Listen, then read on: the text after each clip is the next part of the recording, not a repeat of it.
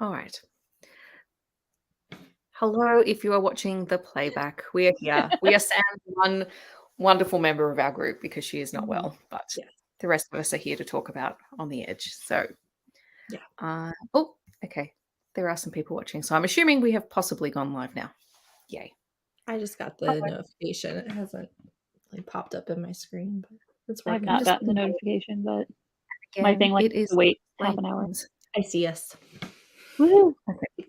Let me put names on screens because I keep forgetting that I turn that off when I'm using this. You can do that. Well, when I film, if I'm just recording like a screen sharing thing and like something for my other channel, I turn the names off because it's just me. But yeah, that makes sense. Makes sense. I would just have my name in two different places because I didn't know to fix it. All right. Well, Laura, when you finish the book, come and talk to us about it. Please. Hello. So, yeah, new series. So for Steph and I, this book is a reread, right? This book was a reread. I read it in 2020, and there is one particular scene I remembered, and everything else I completely forgot. I read it, I want to say, in 2018, when my daughter was born, maybe. And I remembered the truck scene. I remembered the love interest, the changeling, the main character, and the kids. I remembered them existing, and that was it. Well, actually, no. Do you know what? I didn't remember Declan. I remembered William. I don't know why. I remembered and I remembered the house scene with the hounds.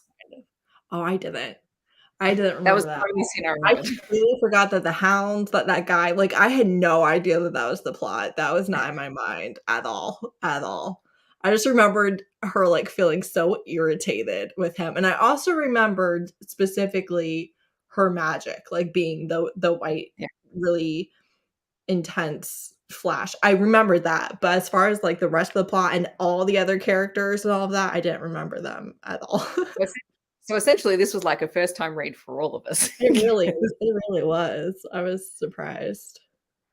But I will say that I feel like this one needs more content warnings than a lot of Ilona Andrews books, and I think it's because of how old it is. There's some things that I don't think that they would include anymore. Like the F slur, obviously, it was from a very unlikable character and they were using it in this is not a good thing type of way, but I don't think that they would do that, in any of their more recent books. Also, the everyone in her family, when they meet new men, especially men who are even kind of nice to kids, viewing them with such suspicion and being like, are you that was a lot. I think that if not a lot in general, but I think a lot if you really were sensitive to that or didn't want to read it. It came up so often in a couple chapters, when they were meeting the guys, that I think it might really bother some people. Mm-hmm. It does feel very much of its time, and I forgot to look at what year it was. I'm just bringing it up. So it's 2009. So it's very 2009. Yeah. And that's the classic, you do the best you can with what you have. Once you know better, you do better. You really can't judge people based on today what they thought was best 20 years ago. Mm-hmm. And the thing is, when we look at it and we look at how their writing has changed over time, you can see where they've grown. Exactly. So, that measurable, you can see how it's changed over time is all that you can really ask. And I think that is all I want from people. And do you know what I found really interesting about this one in particular?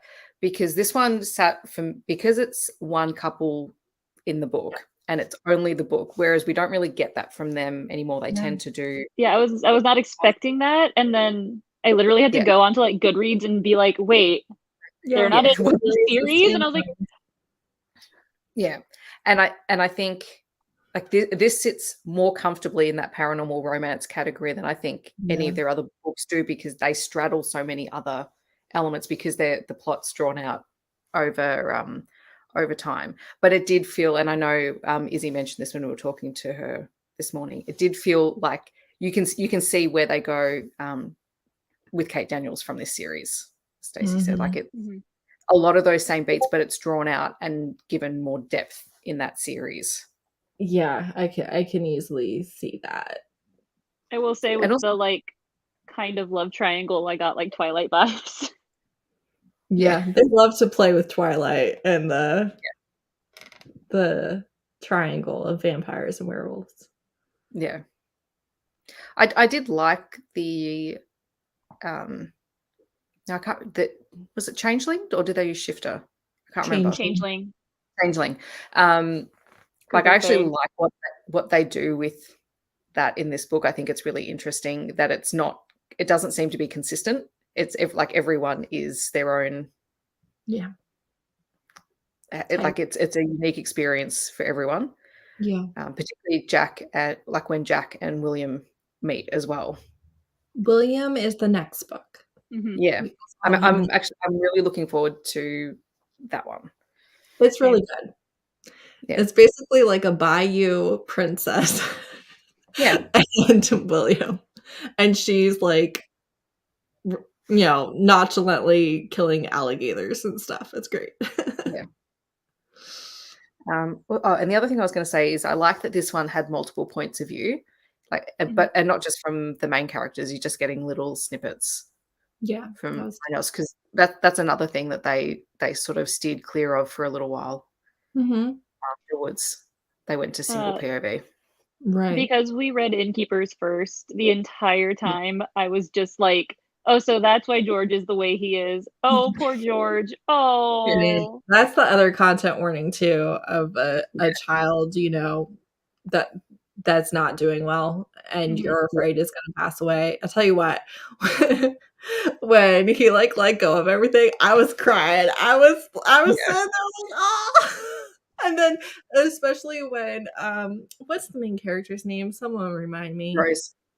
Rose. When she was just thinking about it and like how she'd been preparing herself all this time, and even especially with, they knew the reason, but you're talking to a child and you cannot force him into it. They've tried everything they can, because it literally is life and death. It's life saving. Like, it's worth, hurting their feelings or invading their privacy. It's one of those things where it's like, it's so big that you would cross lines that maybe you normally wouldn't, right?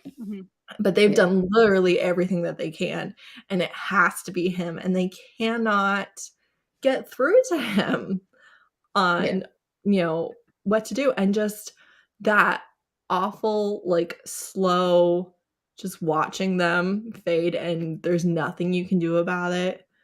When she felt like the relief of that, I was crying so much. Oh yeah. Yeah, there's a lot of like talk of death. This that I was not expecting.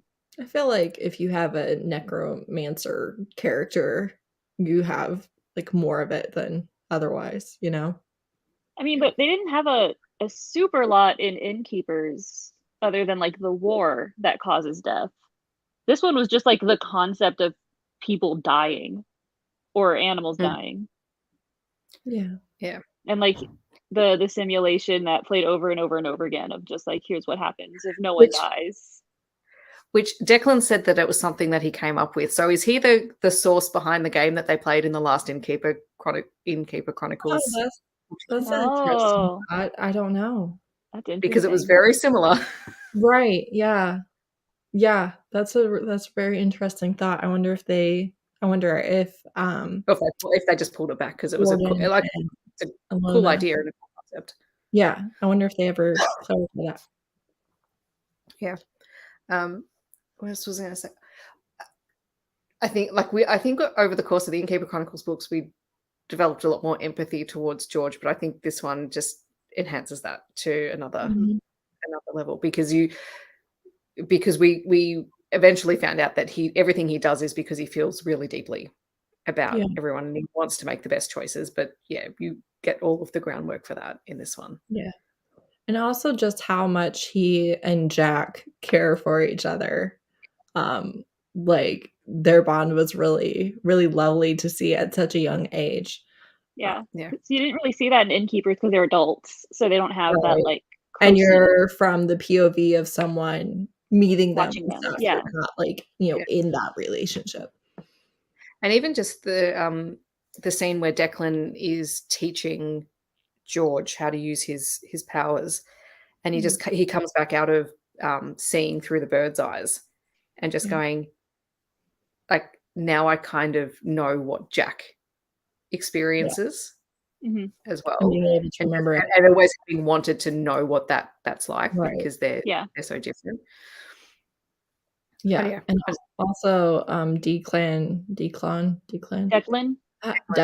that sounds right. Having the resources to be able to train them and like the knowledge that they need, and also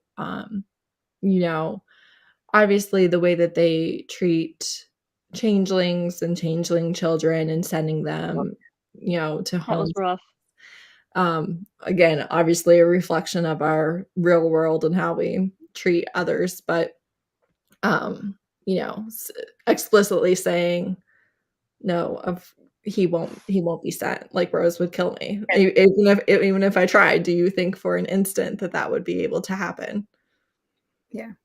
Yeah. The scene where William is like on the edge of breaking and Jack is just like, okay. He's like, Rose, okay, Rose told me what to do. And he's like, they're there, like patting him. She's like, you're safe. Everything's gonna be okay. And I was just like, oh my God, that's And also so he's like, sweet. usually there's some love, mushy stuff, but I don't feel like we should do that. And then he's like, but here's the chocolate. The chocolate's important. And I'm just like, Right. oh. And What also, a sweet child. yeah. I feel like actually I should message Izzy. I feel like I don't know when the Marvel movies came out or anything. Obviously, Marvel is older than 2009, but I feel like Didn't the first Iron Man come out in like I feel like 2008? William is very reminiscent of Bucky, the Winter Soldier. Yeah. I feel like obviously it's like a paranormal thing, like it's a different thing, but in my mind, I'm like, this feels like the same person. Actually, you're right. It is. And particularly if you think about William and Declan being friends and sort of Declan being the golden boy. Captain America First Avenger came out in 11. Yeah. I was right. The first Iron Man did come out in 08. Look at me go. I was going to say knowledge. It would have been around that time because it's they're just over 20 years old. Yeah. I stopped watching Marvel movies. Like I said, obviously the comics already existed, like that character already existed. But it got the resurgence around that time, which I guess then makes sense as to why they were talking about like comic book stores and collecting action figures, because the resurgence started in 08. And plus, if you were a geek or whatever, like if you were into that, it doesn't matter how popular it was or not, you were immersed. Which is all the lore. What the characters were supposed to be. Yeah. And even the beats that the book hit as well is very much like that kind of action plotline.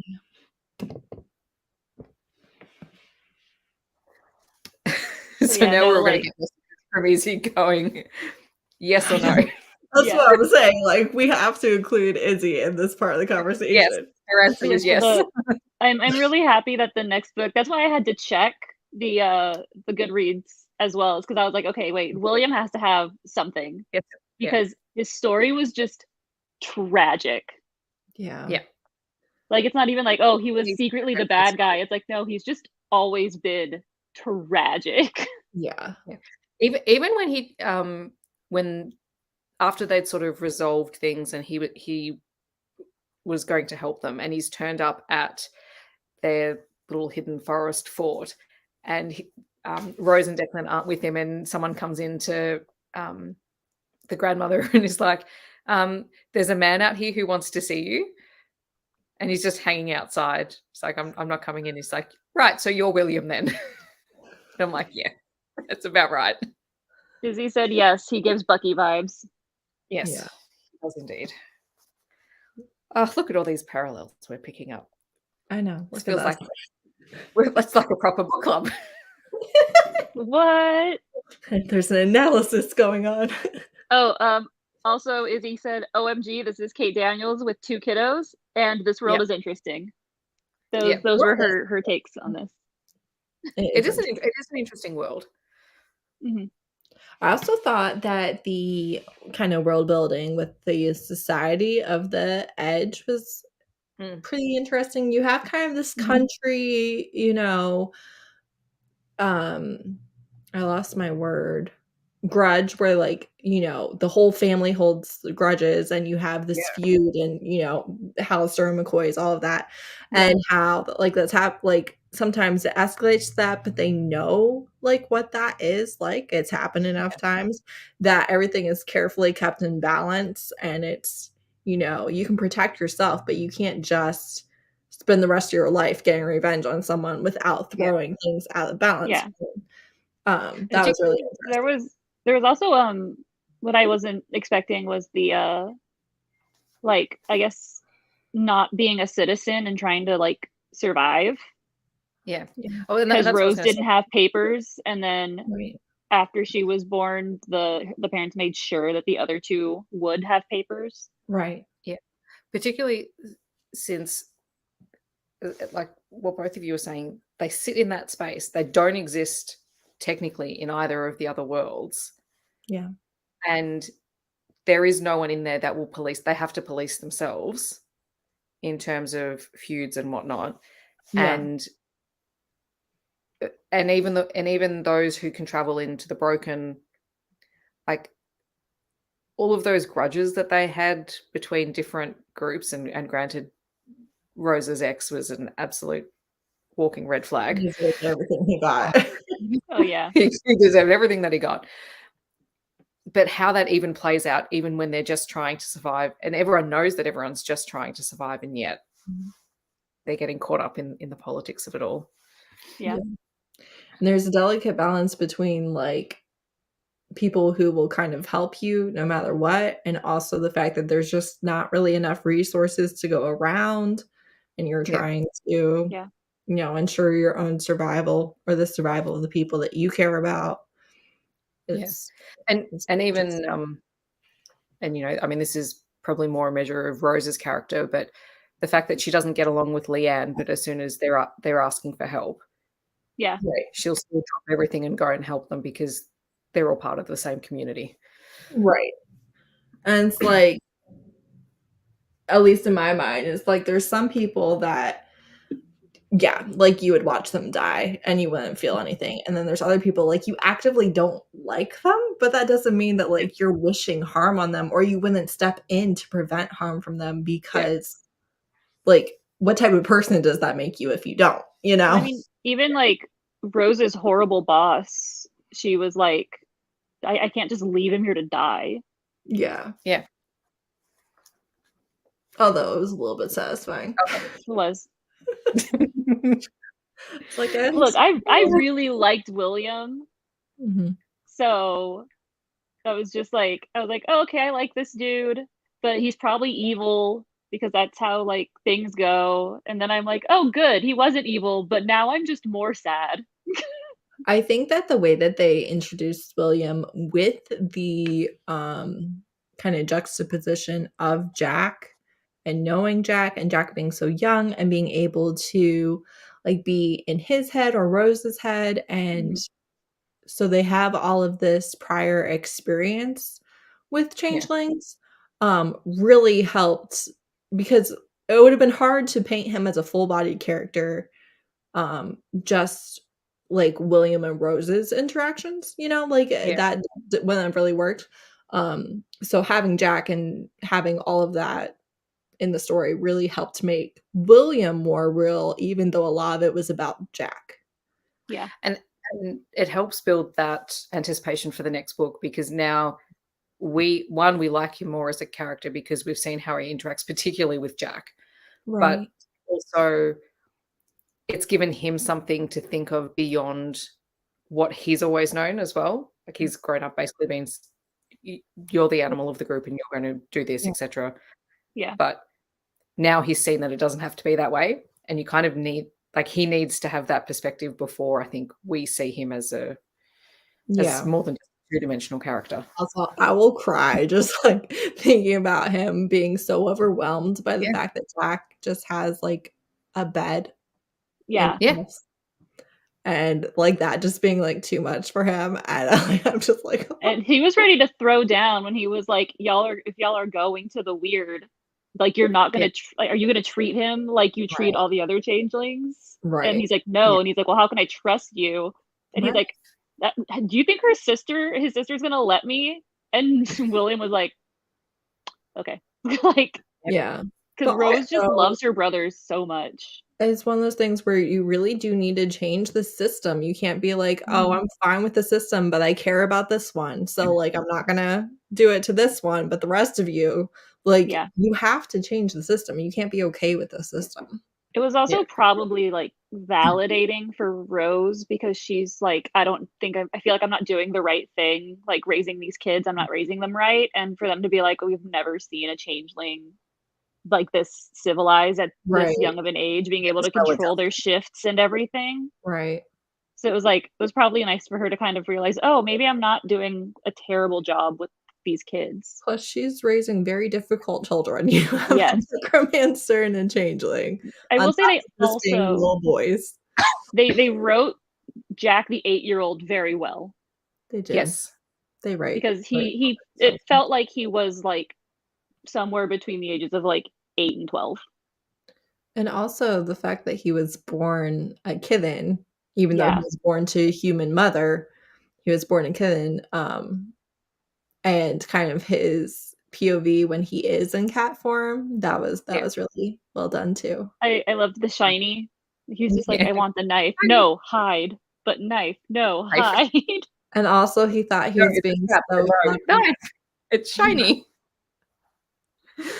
It's like, no, I'm gonna miss that. Mm-hmm. And Declan just, being like, I did like 4 traps and made sure one was really obvious. It's just so funny. But then also just like watching, I guess, George mature was just like it was I guess like hard for me to read because it felt like we lost some of his innocence, but like he kind of needed to grow up so that he didn't die himself trying to save these creatures. Yeah. Very difficult. But it was just like heartbreaking to just see this kid just like watch it over and over and over again. Also, you see him at this age again being willing to give his entire life to save someone. Yeah, I think reading Innkeeper before reading this was better than if we had like read it in the reverse. Yeah, I think so. And I like it was really interesting because they helped him save himself from himself, and then they had to ask him to use his powers again. Mm-hmm. And that scene I think was also really heartbreaking from Rose's perspective because she'd fought so hard to save him and she didn't want to lose him again. And just to have to ask him to do it. Yeah. It was really like it was interesting, but I think it was a good way that we start to see that he will be able to control it moving forward.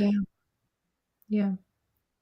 And then, of course, the boys just ignoring everything and running away and not getting out of causing they were told to. They're like, damn it. Also, it was so nice, I feel like, when the boys did run away and stuff, that instead of finding them, in the hands of the hound guy, we found them with William. And William was like, I've been watching them. Yeah. Here they are. Also, that reminded me of the beginning where Declan, when they were like, they were like, don't let the Fae guy in, and then he's there like making them pancakes. And I was just like, that's amazing. They were like, he was like, they needed to be saved, and they wanted food. Clearly, Jack and George are good judges of character. I also liked that Rose was like, how do you know he didn't set the hounds on you so you'd trust him? You know, Yeah. like he saved you. Like, because that is that kind of survivalist mindset where it's like, you can't just look at a good thing as a good thing. You have Well, to I be mean, they like, also you did the tried to good sell part. her off to the highest bidder, a person who she thought loved her.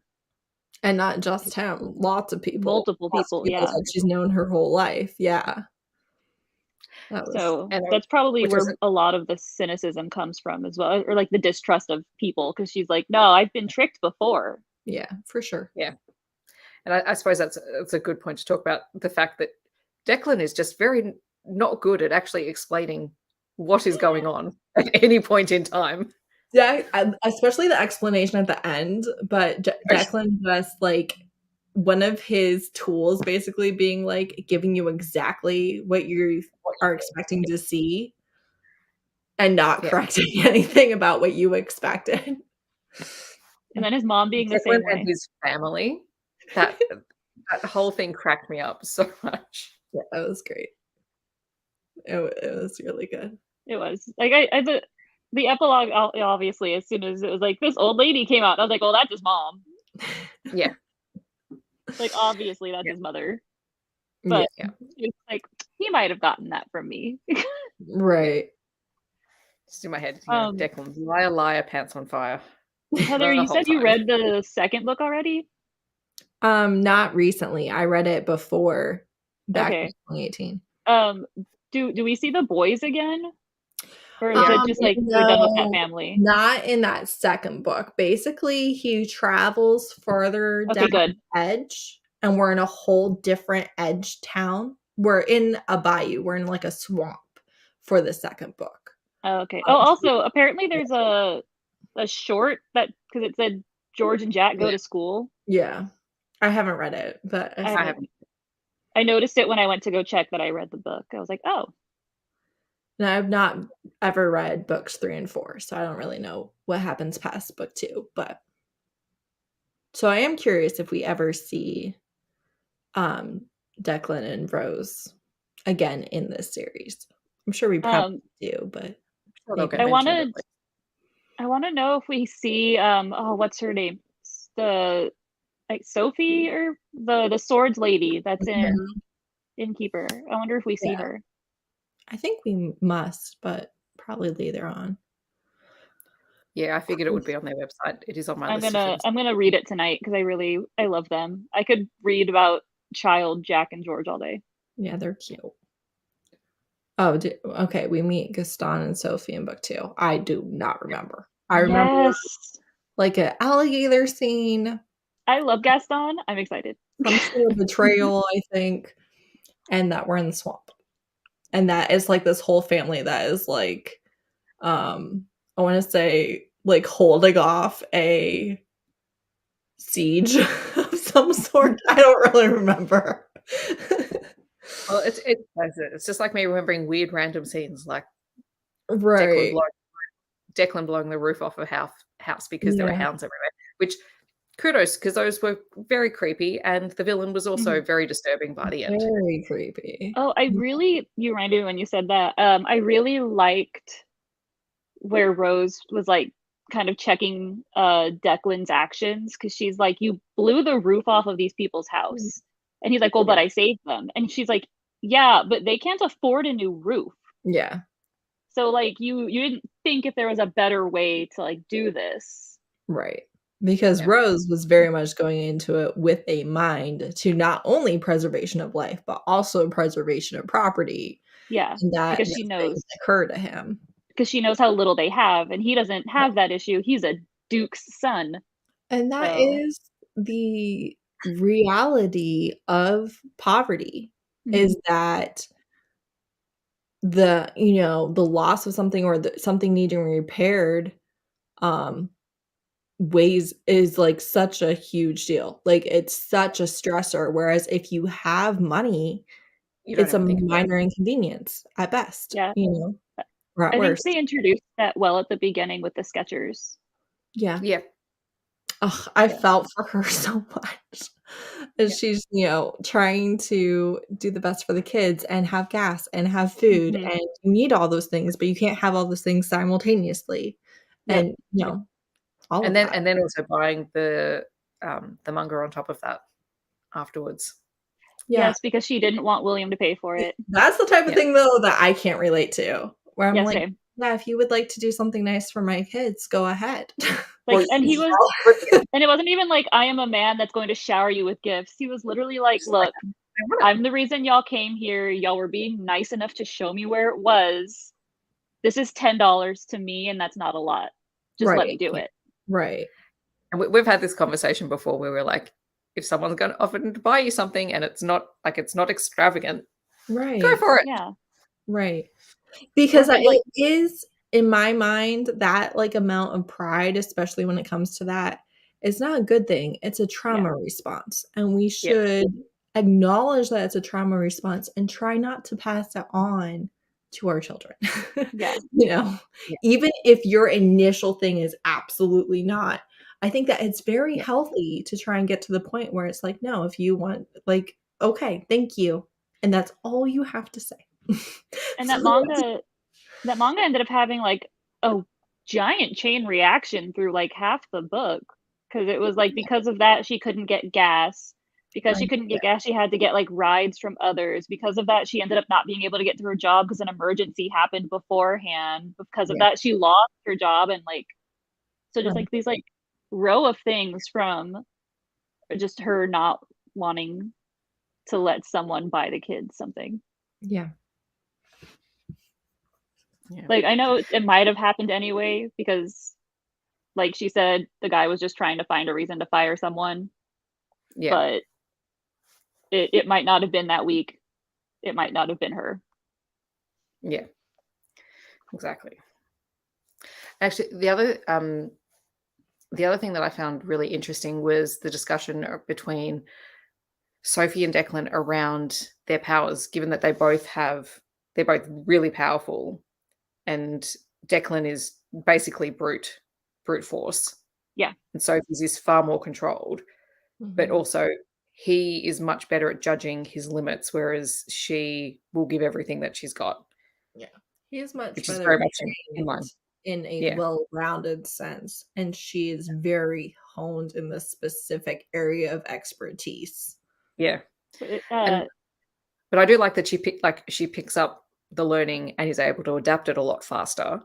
Yeah. I think it's partially because she had to learn it on her own. Yeah, absolutely. So she had to like really get to know her magic, because no one else was going to teach her. So she Yeah, literally had to learn by watching and guessing and trial and error. And not and she had to only learn for defense as well. Mhm. right. And not only is she learning on her own, but again, like, you're learning one thing rather than learning 30 things. So Yeah. obviously Yeah, that one thing, especially if you were dedicating the same amount of time to that one thing as that other full-time student is dedicating to their range of things, of course you're going to progress farther in that one area. yeah. But she was also so jealous of his knowledge Hmm. Yeah, about things. And I love that, like, he's gonna be able to share that with her, like, she's gonna yeah, have and and resources. I and I love that she said, "If I come with you, I want to one, I wanna learn it because I don't wanna be left behind. If Yeah, you're Yeah. going off to do things, I wanna be able to come with you, and to do yeah, that, I need to learn so that you feel comfortable with me yeah, being there, that you don't feel like you're having to worry about me because I don't want that." Yeah. I liked also the, oh, it came into my head and then it went away. Oh, the 1 month. How she was like, we're waiting a month. Like, Yeah, you're gonna sign this thing, yeah, the and you're script gonna of trust that I'll still be citizenship. here. And he was just like, so you don't trust me? She's like, I didn't say that. But also that's such a healthy and smart yeah, thing. Hmm. Like, if I were to leave my husband, it would not be easy for me. He is the full-time income earner of our household. Like, it would not be easy for me to leave my husband. But at the same time, I could safely if need be. I could. Um And you don't want to be trapped in a place where you have No. absolutely no recourse, no support system, no way out if things don't turn out the way that you thought that they would. Because when you get in the situation, no matter what relationship it is, right? When you get in it, you're getting in it assuming things are good. And obviously that's not always the way that that turns out, and that's not really your fault. That's not on you for not knowing that, oh, 3 years from now it's going to be Yeah. awful. So Well, I mean, you should be, it's the whole thing with like no fault divorce and all of that. You should be yeah. able to be in a relationship because you want to be. You should. I mean, Yeah. adding to that, she was also giving him an out because all of the men in her life had left. Yeah. Yeah. Like they may have left and come back. Like her dad came back when she was in crisis, and her grandpa came back, but even her grandma was like, he Well, loved adventure more.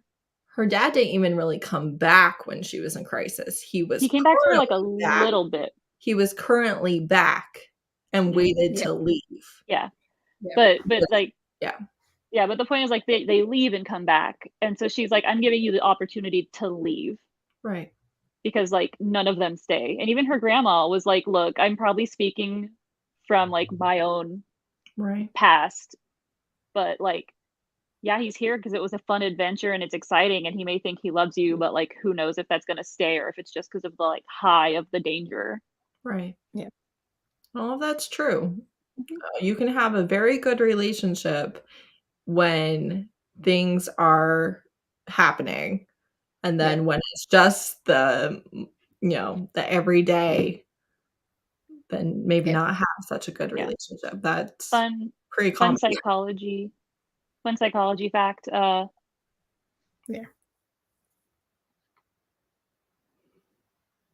Yeah.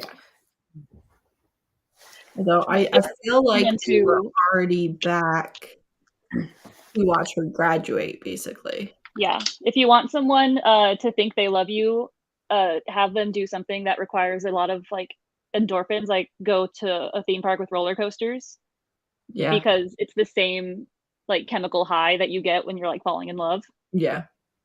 I was just seeing a thing today that was like long-term relationships. If you do new things together, your brain tells you that like you're in love still. Yeah, you're together. You're in this together. Yep. My boss in my back when I worked at the bookstore, he's been with his wife for like decades, and he was like always make a date night for each other. Yeah. So he's like, we're both like crazy busy, but you always have like one day that you can like carve out for each other because that's important time. Yeah. For sure. Something I think is really interesting. This is completely changing gears. I think we've already completely changed. The elderly lady, I want to say her name was Elsie, that did the tea parties. Adele or yeah, whatever her name was. Yeah. That is again like such like a picture of ableism, right? Where like and I've been a caretaker of an elderly relative with dementia and stuff. I understand being like you can't believe anything that they say, right? I understand that, but also just the reality of when you have written someone off as mentally inept, they can be telling you you are going to die, and you absolutely don't believe them. She had proof too, though, because her Bruce Banner teddy bear was mauled, like it was destroyed. But also, she wasn't really able to communicate well. Yeah. Right? She wasn't like, "Hey, you're there's invisible, evil dogs over there, and you don't have enough magic to see them." Like, she wasn't even able to articulate that. But at the same time, she still had the magic level. Like, she still had, even though she was no longer the powerhouse of, wisdom that she was before, she still had that magical knowledge and was able to do the glyphs and things like that. But, I don't know. Like I feel like even in a magical world, if you couldn't see it and your elderly relative that is you already doing assumed powerful magic, they freaked out. Yeah.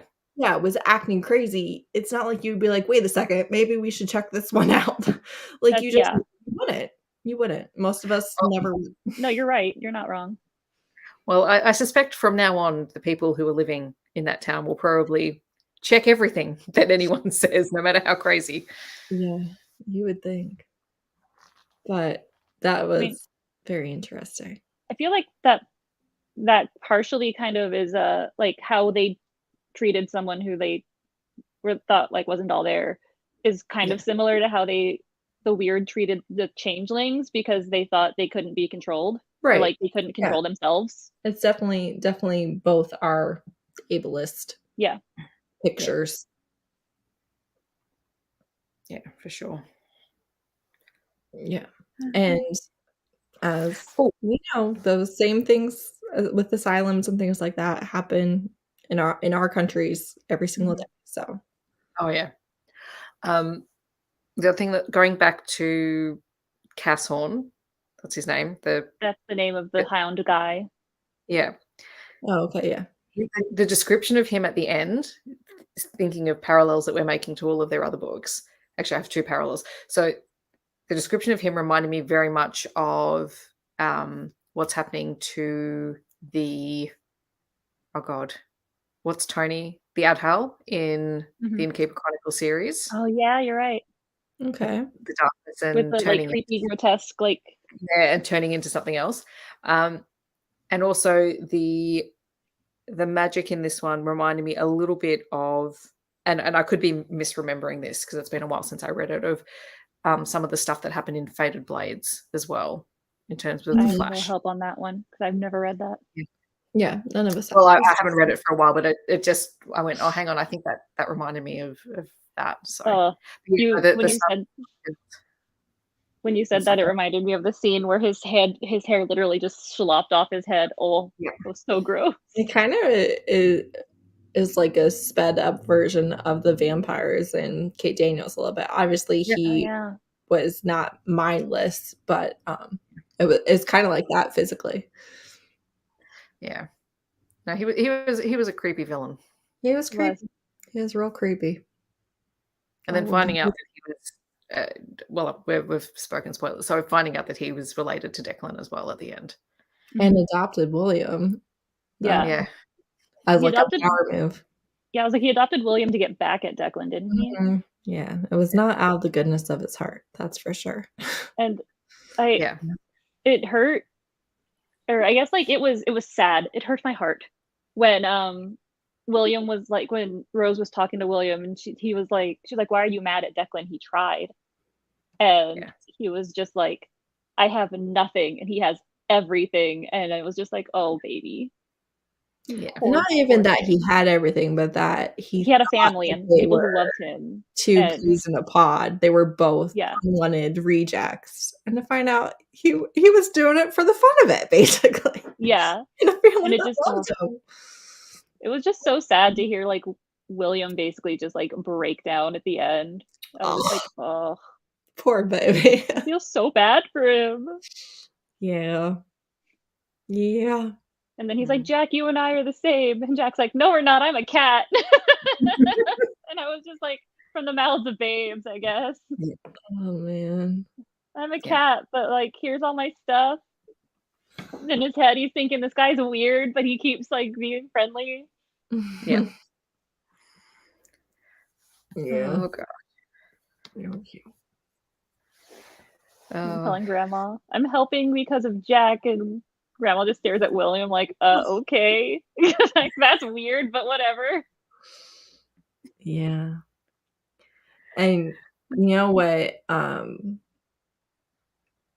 Something that I thought was a real emotional burden, but they kind of glossed over, I think, for the sake of George in a lot of ways, was Grandma's the love of her life being an animated zombie, basically, and not at peace, but in the shed.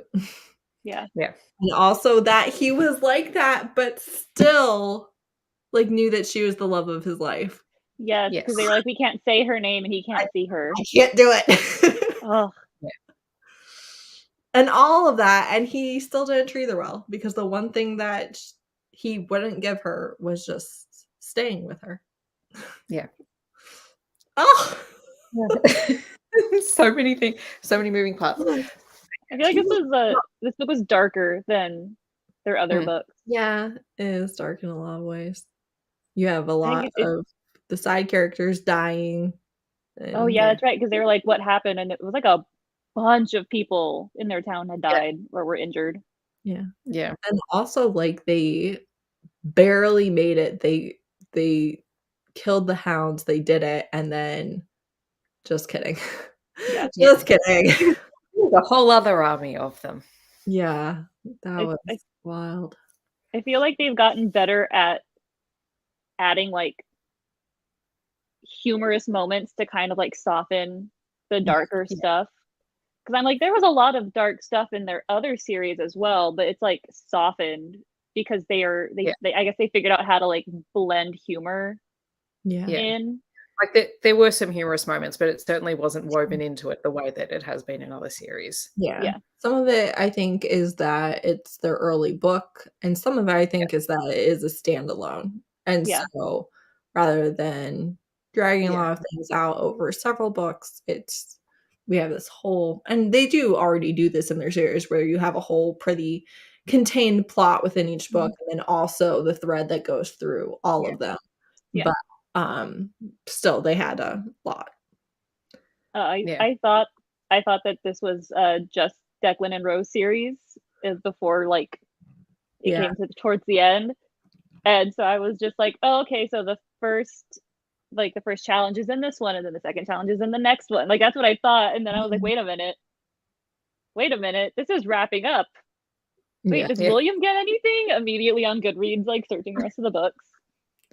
Yeah, I think I thought that the first time too. I was a little bit like, oh, okay, we're not staying with them because this was not my first Ilona Andrews. I had read a few Kate Daniels books and the first 3 of Hidden Legacy, I think, and maybe Hugh's book too before I read this one. So I was definitely not expecting a standalone myself that first time.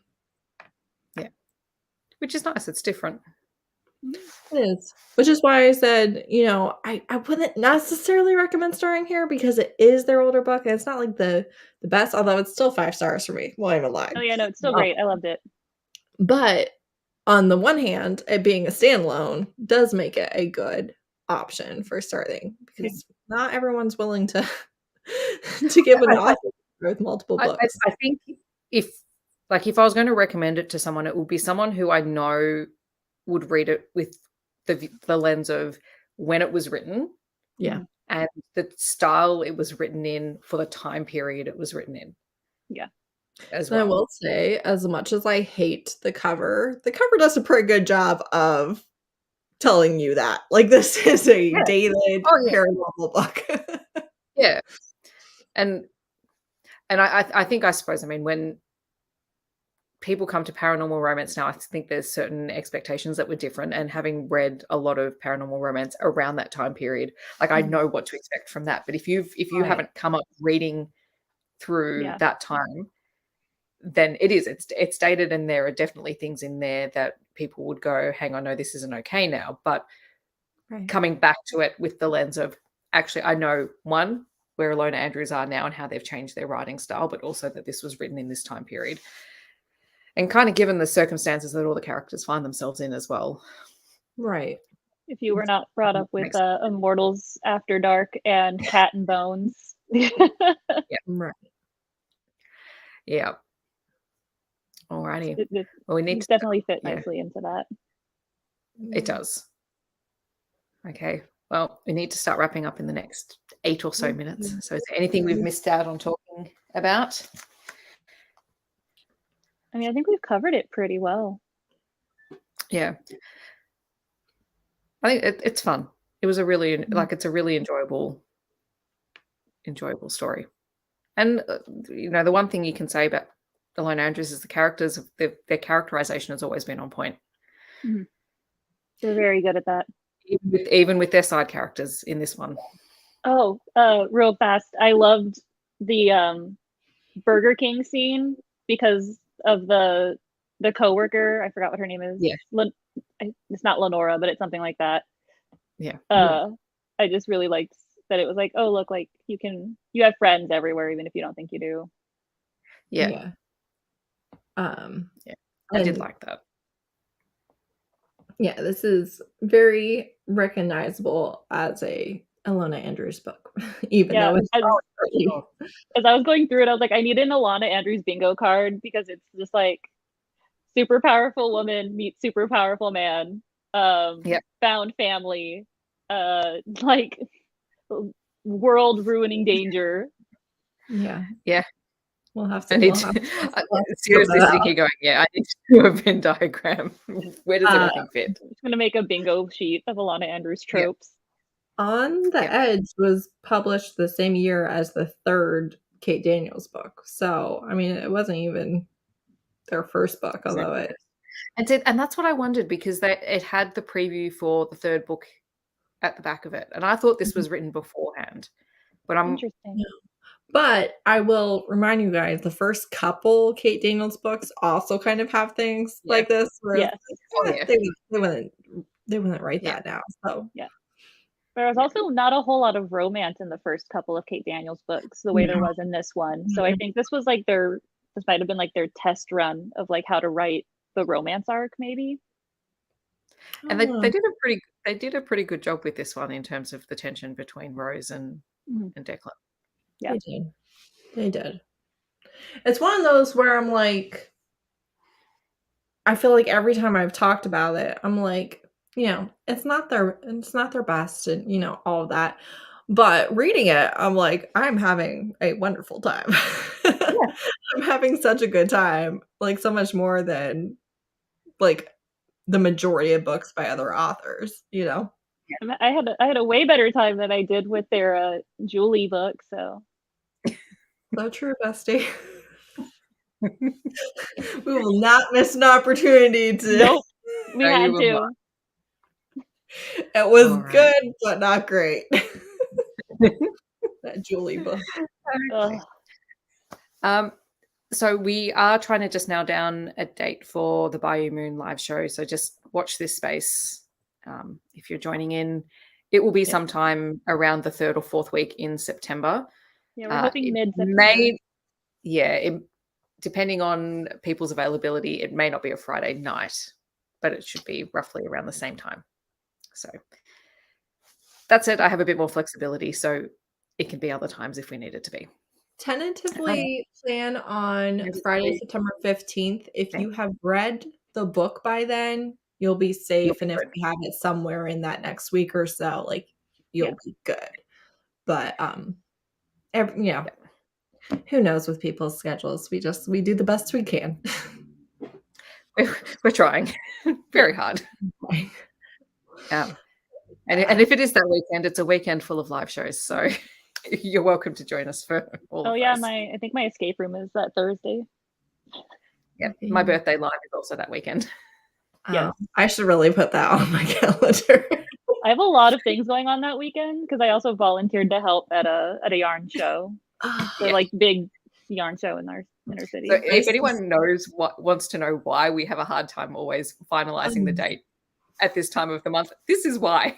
Yes. Because who knows, what you're doing any single night in a month, truly. Like my sister is going to be gone on a business trip in September and like needs help with her small children. She doesn't know when it is. They haven't told her. I'm like, all right, well, I don't know when that is, but one of these days I am really not available. Yep. But you know what? The main thing is we'll be reading about William and we will be having a really good time because we all want to read about William's story. So excited to read about William. I already got it from the library. I know I say this at half the live shows and I never do, but I really might read it very, very soon. Yeah. I never say it at the live shows because I never do it. I'm like, oh man, I'm going to start it. And then I get the 1 week warning and I'm like, you just rely on one of us remembering to give you the 1 week warning. I rely on you, Steph, giving me the 1 week warning so much. I'm glad that I actually didn't start this till Wednesday. So this is the latest I've ever left it.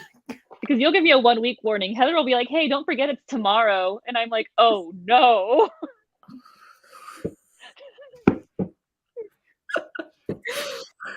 I don't know what to tell you. Look, the 1 week warning was as much for myself going, well, crap, you haven't read it yet. You need to read it than as it was for anyone else. What's funny is All I right. had it in Your my like birthday live is the library checkout for 2 weeks before that. Yeah. All right. We might wrap this up and jump off the live Yes. and try and sort out our dates. And then I will have it finalized by the time I do my reset video, which is coming out later this week. So it'll be in there somewhere. Good deal. All right. So thank you for joining us and for chatting to us about On the Edge. And we will see you guys next time. Bye. Bye.